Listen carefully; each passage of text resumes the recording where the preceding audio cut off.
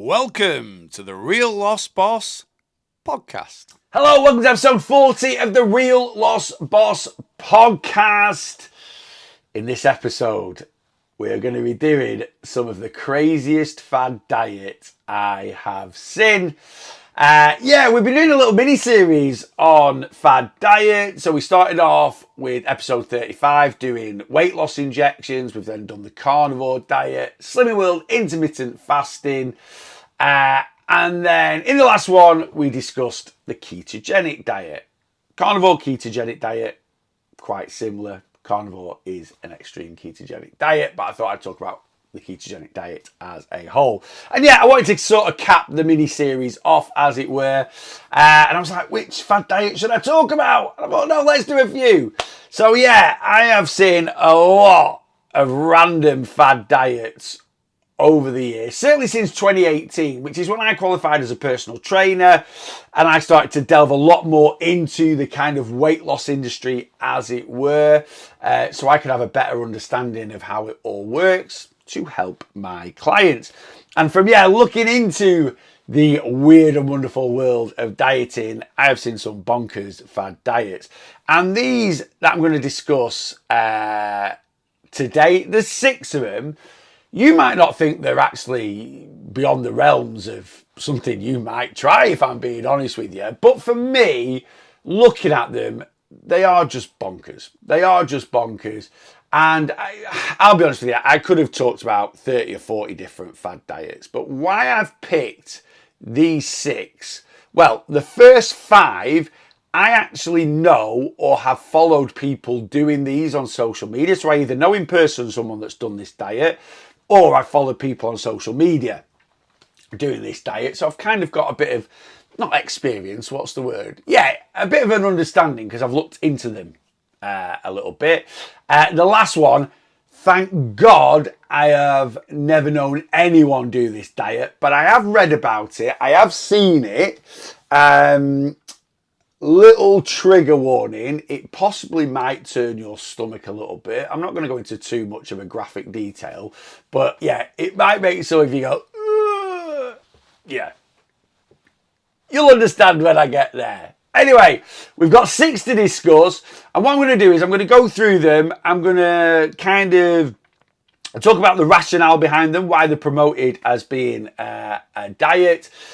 Talk about the reality of them, and actually talk about the calorie deficit you will end up in, because that's the only way we consistently lose body fat. The only way we consistently lose weight is by consistently losing body fat, and you can only consistently lose body fat if you consistently stick to a calorie deficit. And that's one thing that all fad diets have in common. If you consistently lose weight on them, it is because, yes, you have been in that all-important calorie deficit. Now, the recommended amount of calories per day for an adult that has a fairly low level of activity is 2,000 calories a day. Now, just for, what's the word? I can't think of it. Comparison. I'm not the average adult, okay? I'm just under 20 stone. I'm 6'5" tall. I average 11,000 steps a day, and I train 6 days a week, and I burn 3,400 calories. So you can maybe look, that's on average per day. So you can look at this in a couple of ways. You can look at the calorie deficit I might be in if I went on any of these weird and wonderful fad diets. And you can look at the calorie deficit that the average person would be in. So average person, about 2,000 calorie a day burn. Me, the real lost boss, because I'm a big guy and I move a lot, 3,400 calories a day. All right, the first diet that we're going to discuss is the ice diet. I've actually known someone do this. Okay, someone actually talked to me about it in the gym when I was a personal trainer. They asked me about it, what I thought of it. And at the time, I just kind of, to be polite, they weren't one of my clients, so I didn't want to sort of step in, and I just sort of nodded and went, oh, right, okay. They didn't actually, looking back, I'm lying there, they didn't ask my opinion on it. They were telling me about it and promoting it and going, it's absolutely amazing. I've lost all this weight and all this and the other. So anyway, what is the ICE diet? So the ICE diet is you eat one regular meal a day. There's no real basis of what the meal could be, but it's kind of labelled as you eat one healthy, balanced meal a day. And the only other thing you can consume throughout the day is a litre of ice. That is it. And how you consume this litre of ice is you let it melt in your mouth. You don't chew the ice, you don't crunch it up, you don't put it in a glass and let it melt and drink it. No. You take cubes of ice, right? And you suck the ice and you naturally let it melt. And the rationale behind it is melting ice in your mouth, right, makes the body work harder because it reduces your core temperature. So the body has to kick in to raise up your core temperature, which in turn burns calories. Yeah, people actually genuinely, let me put my teeth back in, genuinely believe that nonsense. The honest truth is, the reality of that diet is, yeah, you're going to be in a severe calorie deficit. Why? Because it doesn't say you can eat whatever you want once a day. It does say a healthy balanced meal. And for most people, a healthy balanced meal, obviously this is dependent on sort of portion size and stuff like that, is going to be around about 800 to 1,000 calories. Obviously, water and ice contain 0 calories whatsoever. So the average person that burns 2,000 calories a day is probably going to be in something like 1,000 to 1,200 calorie a day diet. Now remember, to lose 1 pound of body fat, you need to be in a 3,500 calorie deficit. So if you're in a 1,000 calorie deficit a day, that's 7,000 calories over the week. So you're going to lose 2 pounds of body fat. But going on such a severe diet like that, you're not only, certainly in the first couple of weeks, not only are you going to lose body fat, you're going to massively reduce the average water weight in your body, the average food weight in your body, and you're also probably going to reduce water retention as well. So you're going to see some rapid weight loss, not fat loss. You're going to see rapid weight loss in the first week or two. And yeah, you're going to be in quite a severe calorie deficit. So you're probably going to be looking at, for most sedentary average adults or very light activity average adults, 8 to 10 pounds a month of body fat. Now, for someone like me, if I did that diet, I'm going to be in about a 2,400 calorie a day deficit. I'd probably lose 20 pounds in a month eating like that. But yeah, I think the big thing about that diet is, and this is what this person was telling me, yeah, I just suck ice. And I think, I can't remember, it was early on in my PT days, so 2018, maybe 2019, so it was looking 5 or 6 years ago. And I think they came in, I think I might have asked them for something. They came in with a drinks container with cubes of ice in it, and they were kind of putting it in their mouth. And I was like, what are you doing there? Or maybe I was just staring at them and then they felt obliged to tell me. But yeah, then they told me about this diet. And they literally said, yeah, well, when you've got ice, ice obviously cools your system down, but we need to have this regulated core temperature, so it kind of makes the body kick in. And in theory, you know, if we are cold, do we burn a few more calories because we start shivering or something like that to heat the body up? Yeah, we do. Likewise, if you're really, really hot, if you go sit in a sauna or a steam room and you are raising your temperature, the body then has to work to try and cool your body down. And does that take a few more calories? Yes, it does.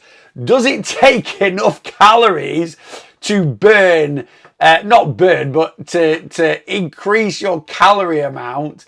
Or will it, you know, increase your fat burning? And remember, fat burning and fat loss are two totally different things. I think I discussed that in the last podcast, the keto one. It's not going to make a jot of difference, basically, to your overall calorie burn, which in turn isn't going to increase your calorie deficit. But yeah, There you go, the ice diet.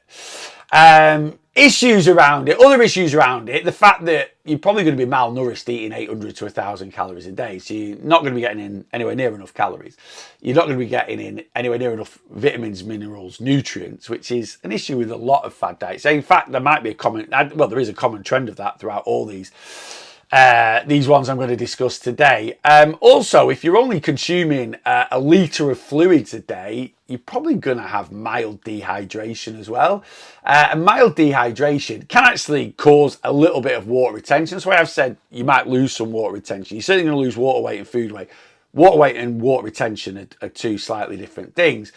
But dehydration does actually increases fatigue, which means you're not going to want to move very much, and it also can increase hunger. So that's going to kind of counterbalance things and make it tough. It's going to make it tough. But yeah, there you go. That's the ice diet. All right, the next one is the raw food diet. I've seen this quite a lot on social media. There's actually a girl on social media. I don't know a name or a tag, and she just eats fruit. She just does a fruit diet, and this is basically what this is. And basically, with the raw food diet, you eat nothing but edible raw food. All right. So obviously, you know, if you ate raw chicken, you're going to end up quite poorly. Like a lot of fad diets, there are different versions, as it were. So I discussed this in the last podcast about the ketogenic diet, where some people stick to less than 50 grams of carbs a day. Some people are quite strict and do 20 grams of carbs a day. Same with the carnivore diet. Some people include black coffee and yogurt. Some people just eat meat and eggs. With the raw food diet, it is mainly fruits and veggies, what you would eat. But I have seen people include certain yogurts, raw cheese, raw milk, because it says it's raw. What's raw cheese and raw milk? Well, raw milk is basically milk that's not been pasteurized. You'll only get what I've just done if you're watching this and not listening to it. But anyway, yeah, and raw cheese is generally made from raw milk. So I have seen different variations, which might make the diet a bit more varied. But yeah, this girl I've watched on TikTok, she literally just eats fruit a day. And don't get me wrong, she eats tons of fruit every day. But yeah, she ain't consuming many calories. Now, the rationale about this raw food diet, people don't just talk about it as being in a calorie deficit. You'll kind of get that with a lot of fad diets. A lot of people don't really go into calories in, calories out. They try and promote that there's something special about the fad diet. And the raw food diet is basically, people talk about it like it's a detox or cleanse diet. So that's a very, very sort of trendy word. And when you detox and cleanse the body, it works more efficiently and it promotes health loss. And foods lose a lot of their natural enzymes and nutrition when it's cooked. So you get a lot more nutrition in your system, a lot more enzymes in your system. Again, this can help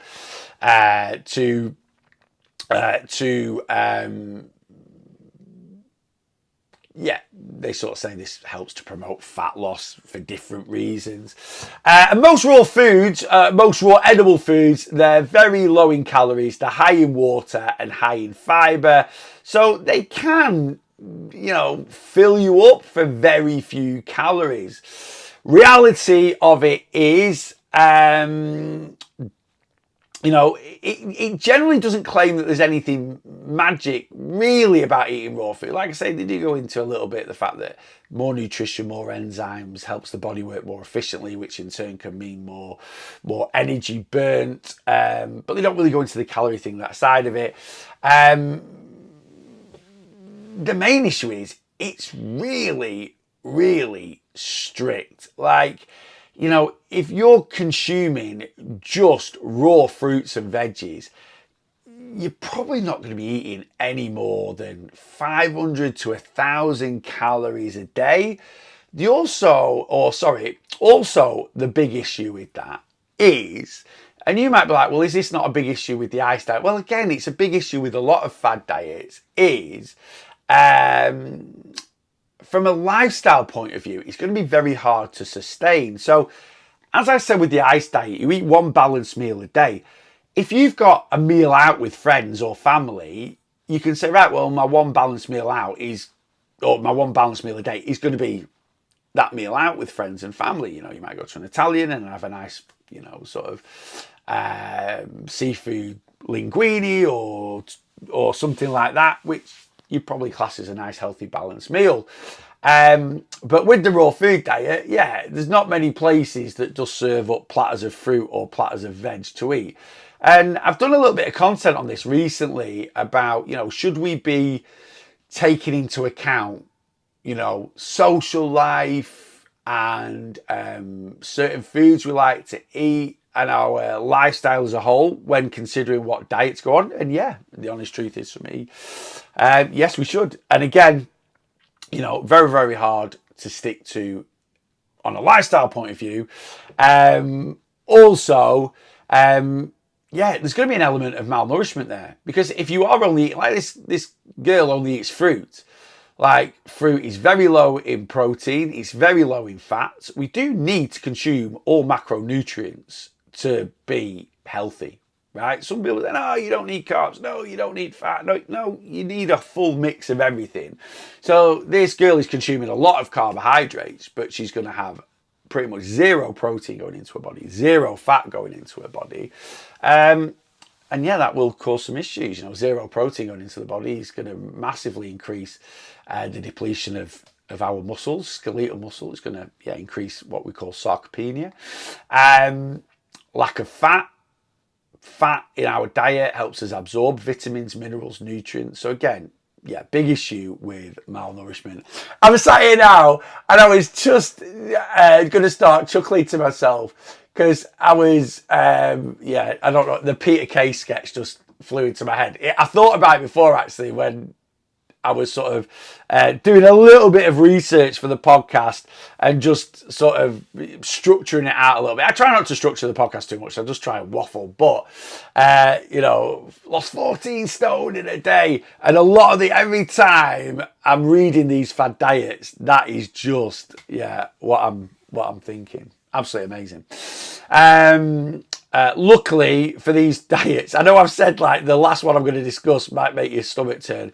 Yeah, like Peter Kay said, there's none of these diets where you do need to drink your own urine. You're all right. You're all good. All right, the third one is the cabbage soup diet. Really popular on this. I've seen a lot of people on this. I have known people try this, and I have seen people on social media.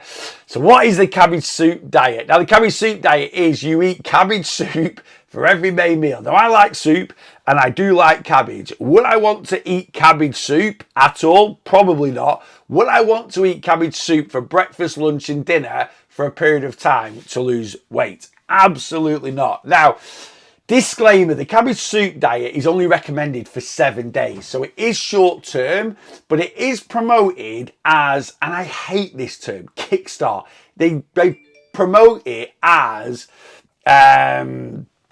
they promote it as a kickstart diet for long-term weight loss. So you do this for 7 days and then you switch on to something else. And a lot of people want to do that. I do hear a lot of people say that, you know, oh, I'm going to, you know, do this to kickstart my diet. And, you know, basically what they're trying to rationalize, they're trying to rationalize doing some crazy fad diet, and it makes it all right because it's just short term. It's just absolutely pointless. Now, with the cabbage soup diet, you would generally use some sort of stock to make the soup and just cabbage. So cabbage and chicken broth or something like that. And basically it's ketogenic diet. It's ketogenic diet. Cabbage is a vegetable. Vegetables are classed as carbohydrates, but they are very, very low in carbs. Green leafy veg is low in carbs. So things like kale, spinach, cauliflower, even broccoli to an extent. Broccoli has a bit more protein and carbs than a lot of other green leafy vegetables. But yeah, cabbage, very low in carbohydrates, very high in water. I couldn't think of anything worse. Like I say, I love cabbage, but just eating like cabbage. I have seen people do this. You are allowed to use a stock. So you might use something like OXO cubes or something like that. I have seen people just make cabbage soup just using water. Literally water, cabbage and a bit of salt. I mean, that is making my stomach turn just thinking about it.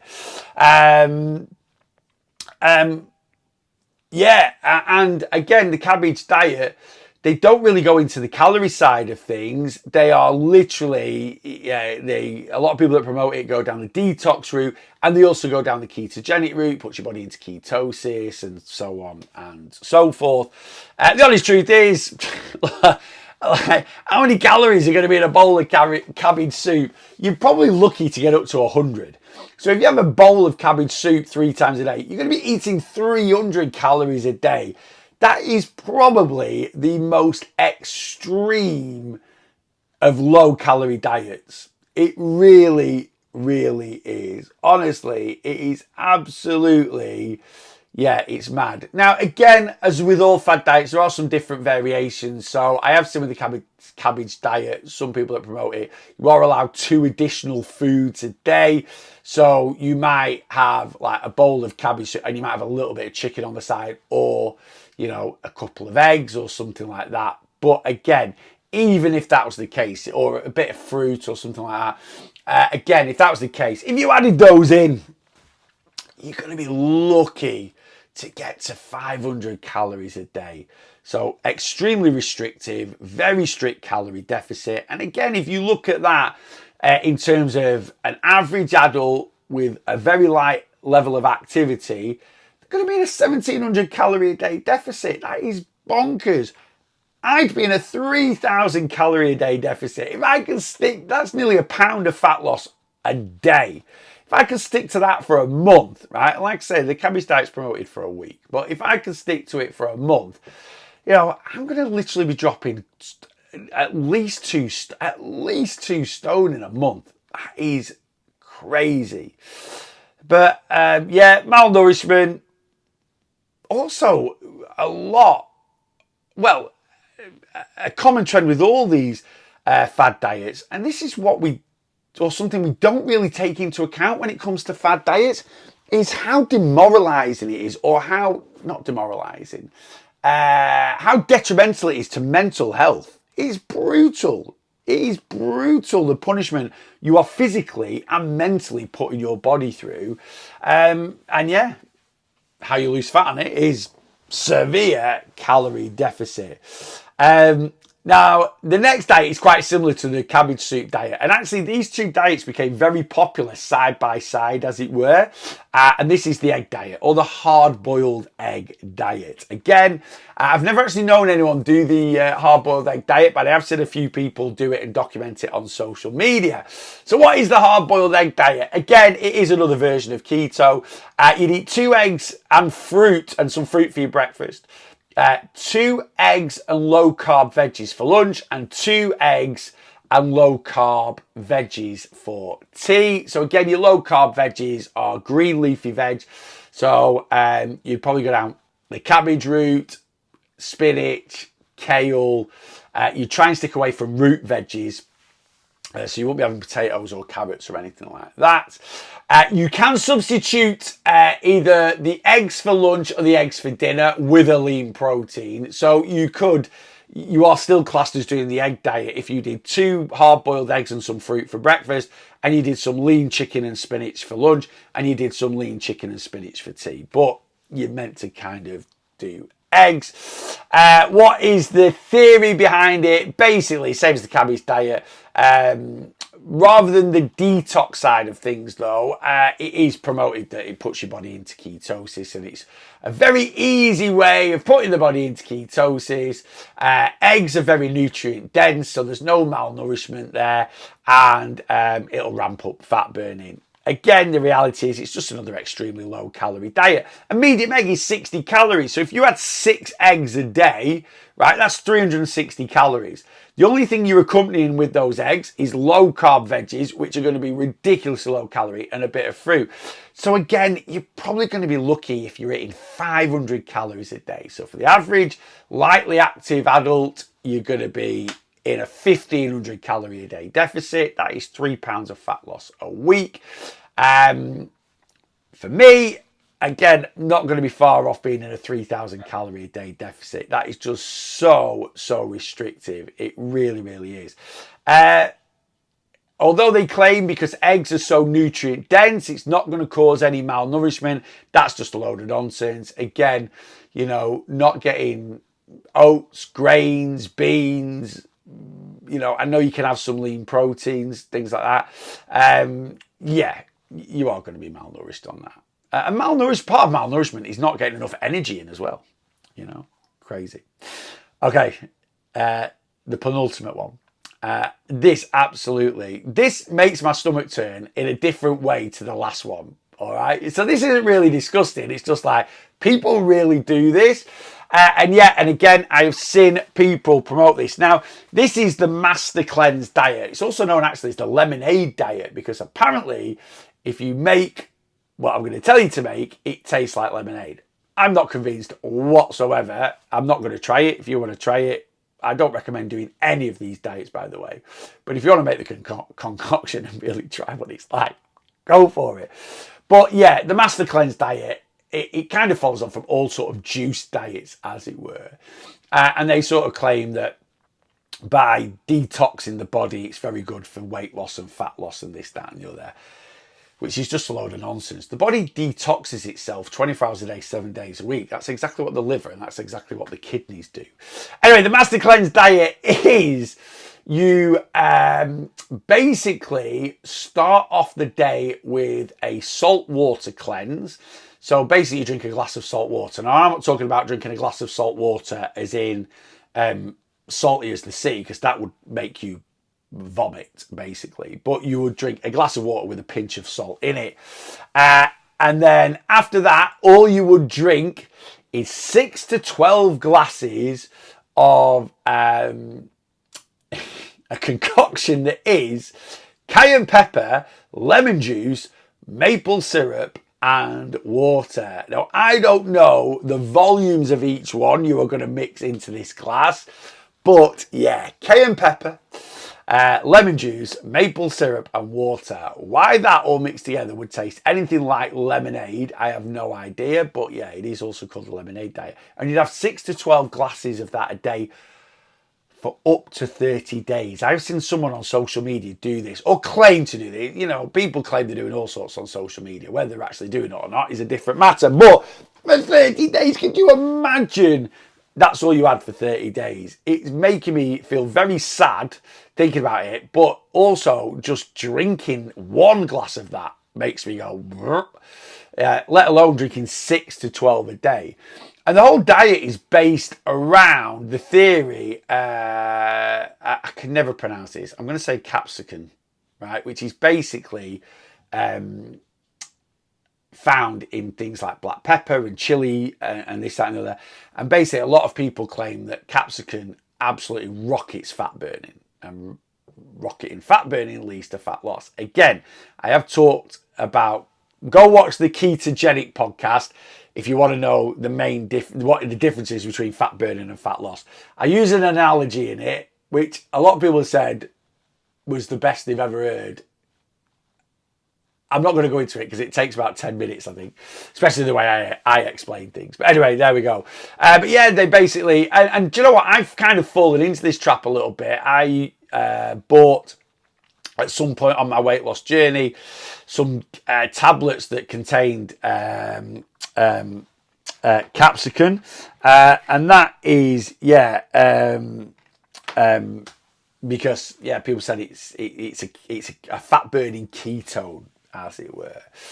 The honest truth with that diet is, I mean, I sort of worked this out that if you make this concoction of cayenne pepper, lemon juice, maple syrup and water, the only thing that's got any calories in that is maple syrup. And if you used a tablespoon of maple syrup, you're going to be at about 40 calories. So if you did have 12 glasses of that a day, you could have 12 tablespoons of maple syrup, which will be 480 calories. Would anyone really drink 12 glasses of that a day?